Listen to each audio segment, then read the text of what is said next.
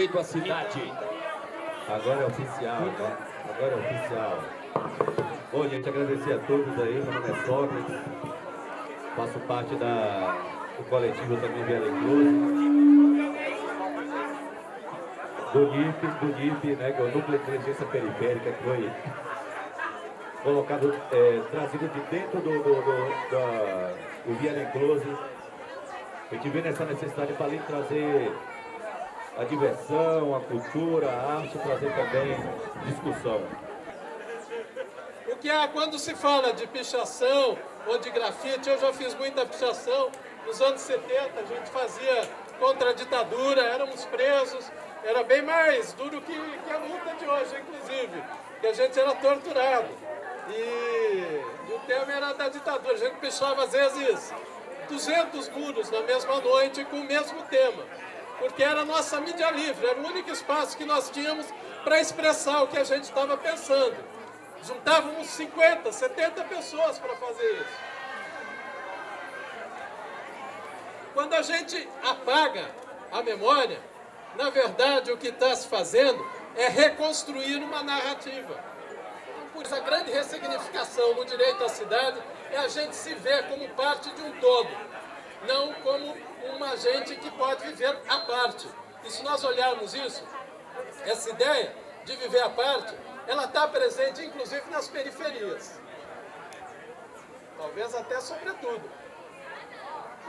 Portanto, quando nós conseguirmos entender esse significado e construirmos um outro modelo em novas relações econômicas, inclusive, a partir do compartilhamento, a partir da colaboração, a gente vai conseguir encontrar um significado para a nossa vida, que significa entrar na felicidade. A gente estava conversando um pouco antes com o povo totonaca, eles dizem o seguinte: a felicidade só acontece quando a pessoa encontra o seu verdadeiro dom, quando ela realiza a sua vocação. E a educação é feita para disciplinar o nosso dom e para subtrair o nosso dom. Por isso a educação totonaca é uma educação livre, em que a criança percorre uma série de experiências para perceber qual é o seu verdadeiro dom. Lembrando o poema de um grande poeta brasileiro, que merece ser sempre lembrado, o Carlos Drummond de Andrade, no poema A Rosa do Povo, escrito logo depois da Segunda Guerra Mundial, ele dizia o seguinte: são tão fortes as coisas, mas eu não sou as coisas, e me revolto. Por isso também a gente tem que entender que a descoberta desse sentido do bem viver, a descoberta da nossa ancestralidade, representa, sobretudo, um ato de revolta. E nós temos que nos revoltar, ainda mais nos tempos de hoje, desse temerário que está fazendo com que a sociedade regrida ainda mais. E a gente está permitindo que isso ocorra. Obrigado, Célio. Não vou nem fazer nenhuma consideração, já transmiti a palavra para a educadora Patrícia Pagu para fazer suas considerações aí em 10 minutos. Boa tarde, gente. Gente, vamos... Meu nome é Patrícia, eu sou educadora, né, no Rio de Janeiro, e eu gostaria de começar a minha fala com uma frase da Imperatriz Leopoldinense, Escola de Samba do Rio de Janeiro: liberdade, liberdade, abram asas sobre nós, e que a voz da igualdade seja sempre a nossa voz. Pedi primeiramente liberdade para o Rafael Braga, morador do Grotão, no Complexo do Alemão e da Vila Cruzeiro, porque o Grotão fica ali entre os dois, e denunciar aqui também que desde o dia 2 de março houve uma ostensiva repressão policial dentro desses dois complexos e dentro de toda a zona da Leopoldina, no Rio de Janeiro, para que o grito do Xingu não fosse para o maior palco do maior espetáculo da terra, que é a Marquês de Sapucaí, que foi o samba enredo da Imperatriz Leopoldinense e que foi duramente criticado pela grande mídia, pelos empresários, e houve inclusive uma lei que queria proibir esse samba de ir para a avenida. Então quem tiver interesse, depois procurar sobre esse enredo e saber o porquê que o grito do Xingu não pôde descer o morro, quer dizer, desceu porque a resistência daquela comunidade existe, para poder ir para Marquês de Sapucaí. Isso é só para poder fazer uma denúncia. Eu vou começar aqui a minha fala sobre o que é o direito à cidade e como é esse processo no Rio de Janeiro, desde o século retrasado até hoje. Eu não vou contar uma história não, tá, gente? Eu só vou falar que o processo de direito à cidade é feito para poucos, que também acaba não sendo um direito à cidade, porque é uma cidade tolhida de ir e vir, né? Tanto quem mora nas favelas como quem mora nas áreas abastardas, eles não têm a locomoção conforme deveria ser. Eu vou começar com um breve histórico aqui do samba. Alguém falou aqui dentro da mesa sobre o grafite e o samba, sobre a proibição, e que dentro no século passado, no início do século passado, essa proibição era feita para que o negro dentro das favelas e as pessoas que morassem dentro das favelas não denunciassem o que acontecia ali dentro, né? E veio depois disso, através disso, a higienização de Pereira Passos, que no governo passado foi repetido pelo então prefeito Eduardo Paes, que foi de tirar as comunidades dos grandes centros e enviar para as grandes periferias, tirando todo aquele contexto cultural do centro da cidade para que aquilo fosse apagado, mais voltada para a Belle Époque, uma sociedade francesa e embranquecida e menos enegrecida. Eu fiz uma observação quando eu cheguei aqui em São Paulo, da outra vez que eu estive aqui, é que eu vejo muito poucos negros na cidade de São Paulo, no centro, eu vejo mais nas periferias. No Rio não acontece muito isso, é tudo muito misturado. Então esse processo tem sido gradativamente sendo planejado para que os centros sejam cada vez mais brancos e as periferias fiquem superlotadas de pessoas com culturas que não agradem a sociedade burguesa carioca, né? Então, assim, existiu esse processo de higienização como? Primeiro, removendo as comunidades dos seus locais, né? O primeiro tipo de remoção foi através de implantação da polícia dentro das comunidades com as UPPs. A primeira coisa que aconteceu dentro das UPPs foi a proibição do baile funk dentro das favelas. Isso foi um ataque à cultura negra e à cultura de favela. Eu não vou falar só de periferia, porque no Rio de Janeiro a favela está dentro do grande centro.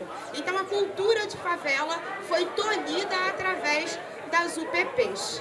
Então, aquela manifestação cultural das favelas acabou sendo duramente atacada. O funk ele foi capitalizado e levado para as boates da Zona Sul, para os centros, ou então através dos funks proibidos, que existem há muito tempo no Rio de Janeiro, que são letras que a gente tem que prestar muito atenção para poder saber o que a favela pensa e que é proibida por lei de serem cantadas dentro da favela. Então aquele samba lá do início do século passado que era proibido, que a polícia batia e arrochava, ainda existe através de baile funk. Né? Tem até uma música comercial muito famosa, baile de favela.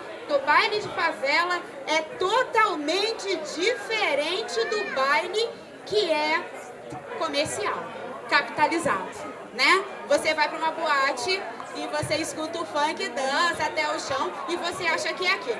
Baile de favela é outra coisa. Baile de favela é papo reto e fala o que a comunidade pensa. Eu não sei se é o que a comunidade tem que escutar, mas é o que a comunidade pensa. Eu, como educadora, eu costumo trabalhar funk proibido, mas em determinadas instituições fica complicado, né? Porque as instituições, elas têm as suas políticas e eu não posso também ficar infringindo as regras dentro da instituição. Mas como eu também trabalho na rua, num tapete desescolarizado, aí eu posso levar o baile de favela para a gente saber o que essas pessoas dentro dos territórios pensam. E conseguir traduzir, porque eu não entendo, eu não moro dentro desse território. Para mim é uma incógnita esse pensamento. Eu quero entender, até para poder interagir e fazer uma ponte dentro da cidade para que todo mundo possa conversar de igual para igual.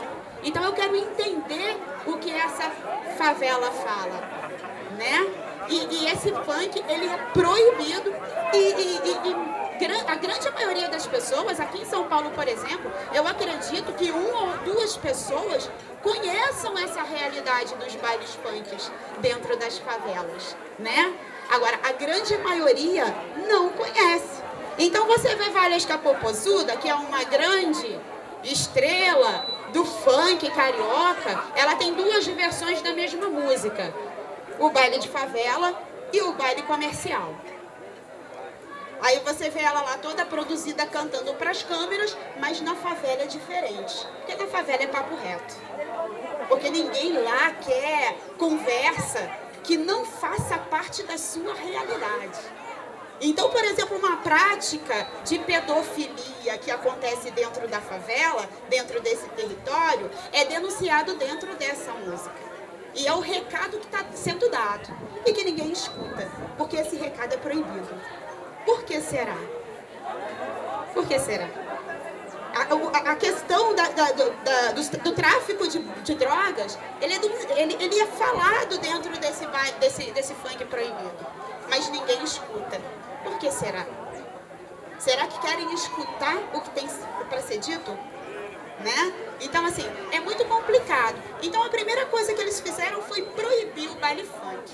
Outra coisa, eles proibiram toda manifestação cultural depois das 10 horas da noite. Eu sou mangueirense, da Escola de Samba Mangueira, eu desfilo, eu fiz faculdade dentro da favela da Mangueira, e o maior patrimônio que a Mangueira tem é o samba. E não poder manifestar a sua cultura, porque é depois das 10 horas da noite que o samba acontece, dentro do Palácio do Samba, que é a quadra da Mangueira, uma região de UPP, foi o maior golpe que a favela recebeu. E muito gentilmente a área da Leopoldina, lá perto da Imperatriz, o Cacique de Ramos, o primeiro bloco carnavalesco do Rio de Janeiro, emprestou a quadra para a Mangueira continuar os seus ensaios, porque senão o carnaval seria prejudicado, né? Então, nesse ano, inclusive, a Mangueira homenageou o Cacique de Ramos. Boa tarde aí para todo mundo. Vai estar aqui hoje fazendo um bagulho difícil de fazer, quer trocar ideia e conversar junto. Então, eu queria dizer que eu tenho mais perguntas a compartilhar com vocês do que exatamente uma fala ou uma análise sobre o que é direito à cidade. E aí eu quero falar uma pequena frase do Eduardo Galeano, que é um escritor uruguaio, que ele diz assim: nós somos o que fazemos, mas somos principalmente o que fazemos para mudar o que somos. Eu vou repetir essa frase porque eu acho que ela é digna de reflexão. Nós somos o que fazemos, mas somos principalmente o que fazemos para mudar o que somos. Então, primeira coisa, direito à cidade. Quem não tem carro não tem direito à cidade noturna, porque o transporte público, ele acaba à meia-noite. Isso significa que você não pode transitar durante a noite. A noite são os lugares em que existem os roubos e as coisas sombrias, mas você não pode participar disso. Então essa é a primeira coisa, assim, a gente ainda vive numa cidade em que a gente não pode transitar à noite. Para isso você precisa ter um carro. Então pensa, se você precisa ter um carro, tem uma indústria do automóvel por trás do seu direito à cidade, certo? Outra coisa, direito à cidade são 2 homens andando de mão dadas na rua. Todo mundo aqui topa isso? A gente aceita essa onda? Qual que é o nosso problema diante disso? Direito à cidade são duas pessoas do mesmo sexo se beijando em praça pública, sem nenhum medo, sem nenhum temor. Alô? Ih, estão me boicotando, cara. Direito à cidade são mulheres andando com a roupa que ela quiser, sem ter olhares fulminantes em cima dela. Isso é um direito à cidade. Você já pensou como seria você sair de shortinho curto na rua? Você é homem, né? Já pensou como seria? Provavelmente você teria medo. Provavelmente você estaria em risco de sofrer uma violência. Nós homens, né? E aí eu queria falar de direito à cidade nesse lugar. De quem sou eu? Porque aqui todo mundo assiste pornografia na internet, né?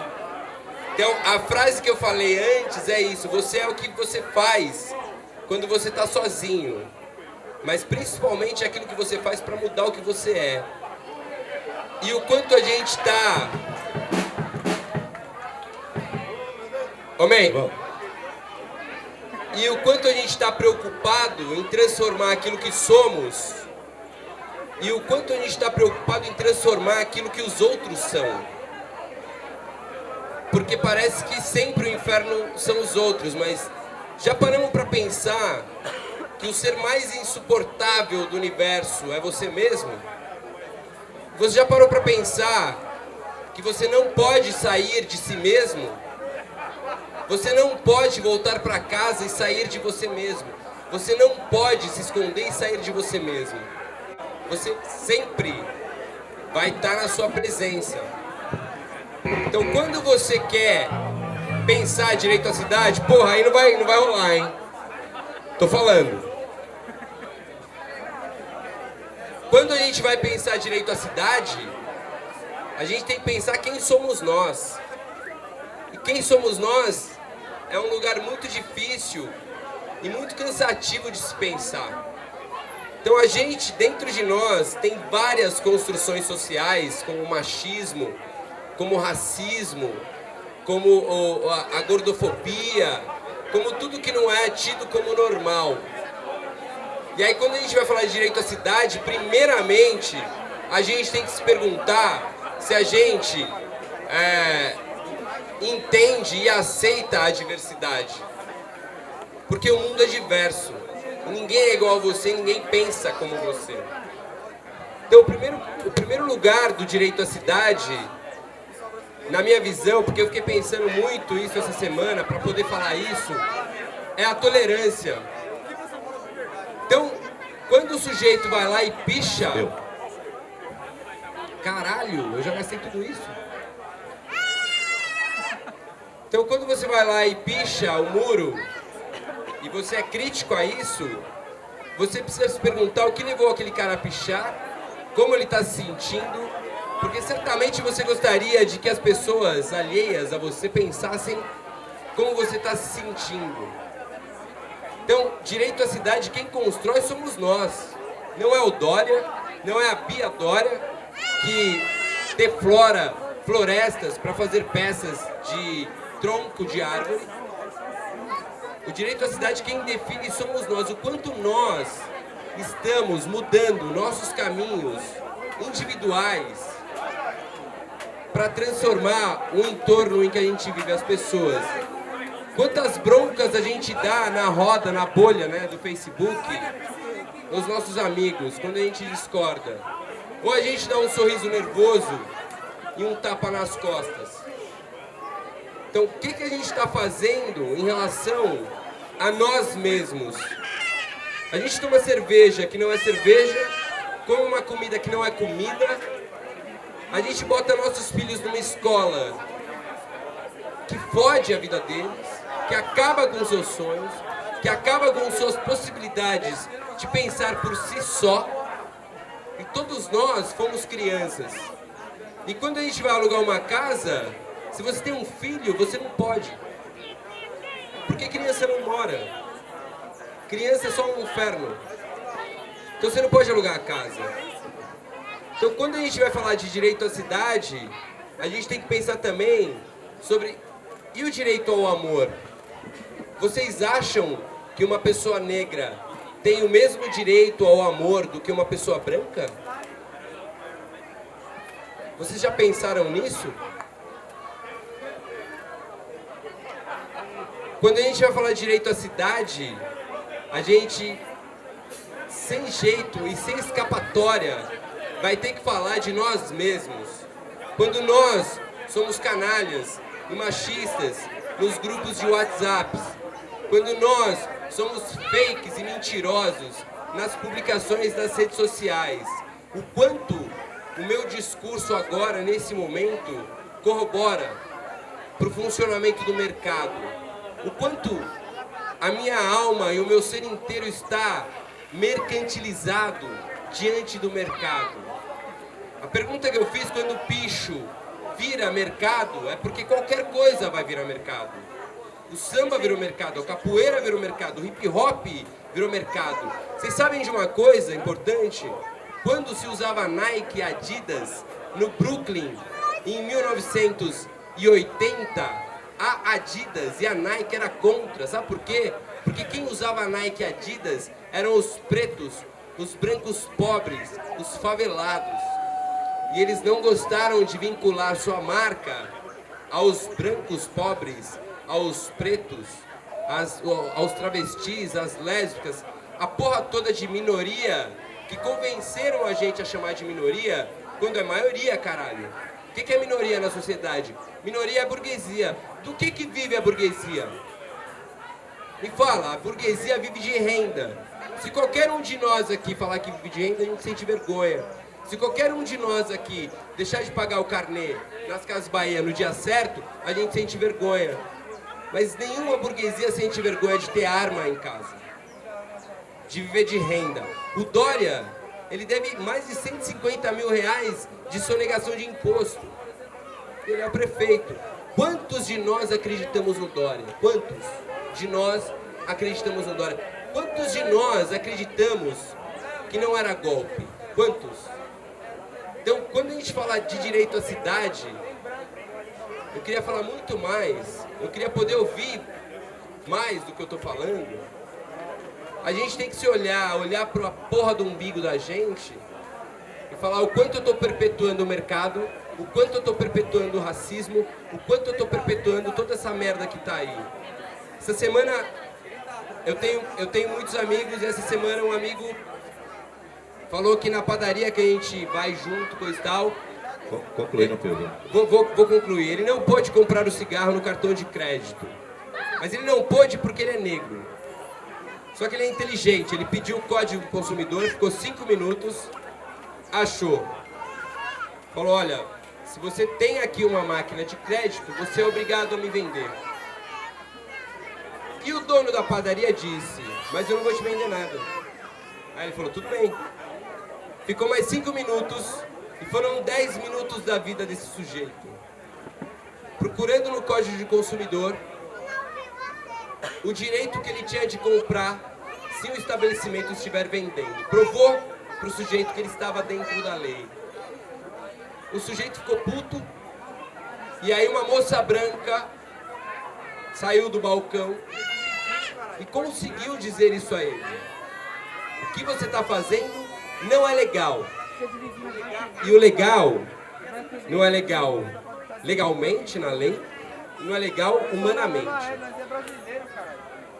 E foi embora. Ele ainda ficou mais 15 minutos para conseguir comprar a porra do cigarro dele. Agora, se fosse eu, que sou branco, eu compraria na primeira. No dia seguinte eu fui à padaria e eu reclamei em voz alta, com medo e com medo de retaliação. Houve uma situação de racismo aqui nessa padaria. As pessoas ouviram, ficaram incomodadas, coisa e tal, você gera um certo incômodo. Quando eu fui pagar, eu falei, olha, semana passada um amigo esteve aqui, ele vem sempre com a filha dele, coisa e tal. foi hostilizado, foi racismo, ela tentou desconversar, ficou sem graça, e eu disse, olha, você acha uma situação péssima? Eu acho muito mais. Espero que não se repita. Vai se repetir. Vai se repetir. Mas a gente precisa perder o medo. E aí eu vou finalizar de verdade contando uma historinha de novo do escritor que eu mais gosto, que é o Eduardo Galeano, que é um escritor uruguaio. E ele conta que na Bolívia, em 1952, diante da ditadura, 5 mulheres fizeram uma reunião e decidiram uma greve de fome. E essas 5 mulheres, as 5 devia ter mais ou menos uns 20 filhos. E elas desceram da montanha para La Paz, onde é a capital da cidade da Bolívia, e iniciaram uma greve de fome. 3 dias depois, a mídia noticiava o seguinte: hahaha, essas mulheres acham que vão fazer a revolução. 5 dias depois, o padre mais respeitado da cidade aderiu à greve. 10 dias depois eram 2.000 pessoas. 20 dias depois eram mais de 50.000. E essas 5 mulheres, elas acabaram com a ditadura na Bolívia em 1952. Então assim, tá legal. A gente reclama pra caralho. Mas a gente precisa se rever, e se rever é difícil. E aí eu ia terminar com um poema que eu esqueci, mas eu vou falar outro. E aí eu termino de verdade. Eu vou falar um poema de uma mulher chamada Clarice Lispector, brasileira, pernambucana, mulher estranha com cara de passarinho. E ela fez um poema longo que eu vou falar um fragmento, que é assim: e depois de uma tarde inteira de quem sou eu, eis que eu acordo à 1 da manhã. Simplesmente isso. Eu me acordo alegre, calma, plenitude sem fulminação. Simplesmente isso. Eu sou eu, você é você. É lindo e vai durar. Eu não sei o que eu vou fazer em seguida, mas por enquanto, olha pra mim e me ama. Não, olha pra tu e te amas. É o que está certo. A gente precisa se amar primeiro pra chegar na pretensão de querer amar o outro.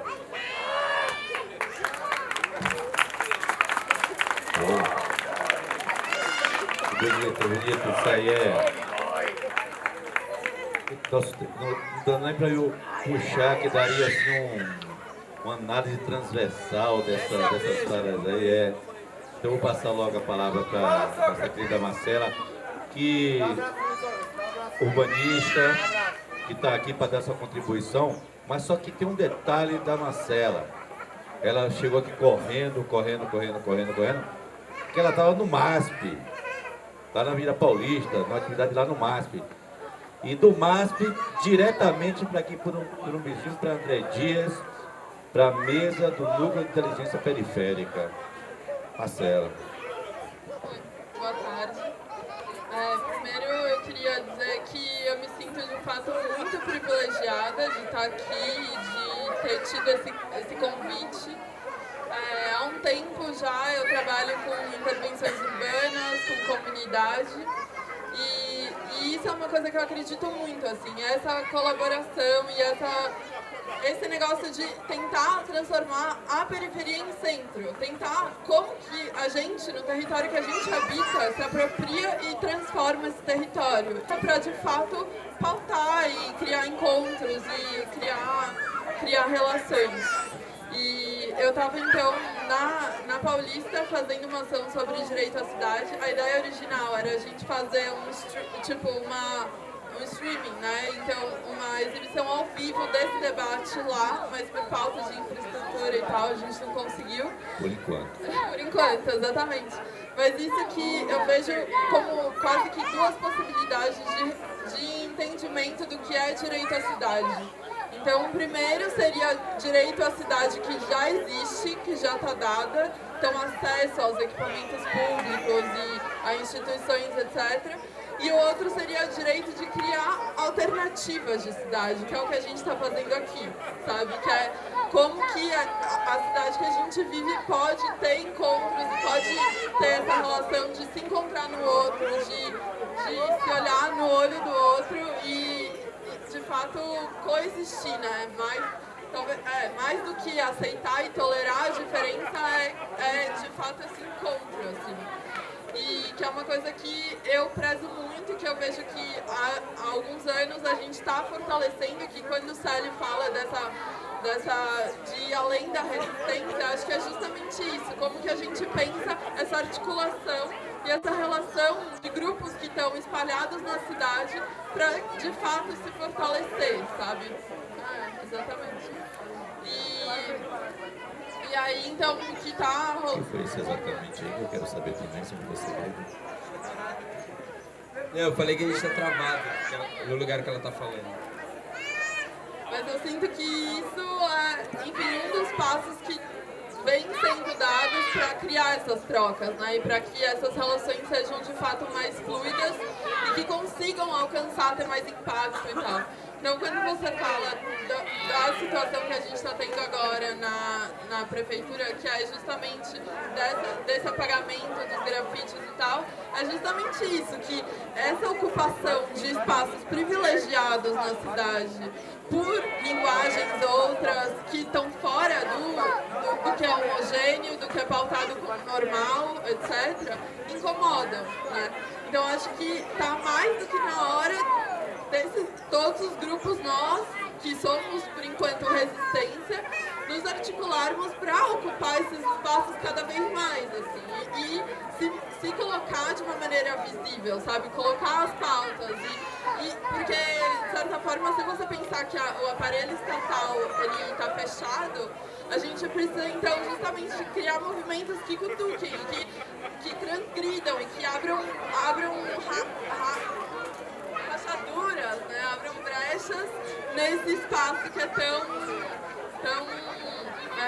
estabelecido, né? Que é a mesma coisa que quando no começo do ano teve aquela pichação no Monumento às Bandeiras, e que também foi logo apagada. Então acho que também esse questionamento, né? Qual essa ideia de cidade que estamos se passando e como que a gente consegue trazer essas outras linguagens, fortalecer essa rede de pessoas que estão propondo outras visões, outros olhares de cidade, assim. Acho que é mais ou menos isso que eu tinha para falar. E aí acho que então podemos abrir para o debate justamente para discutir tanto esses questionamentos quanto possibilidades de ação e de articulação para além do que acontece aqui, né? Então é isso, obrigada. Obrigado, Marcela. Queria agradecer, acabando aqui. Queria fechar com uma frase. Fechar com uma frase do meu conterrâneo Caetano Veloso, que diz assim: é incrível a força que as coisas têm quando elas precisam acontecer. Obrigado, gente. É isso aí, Sócrates! Zona Bienal Cultural Favela Dança!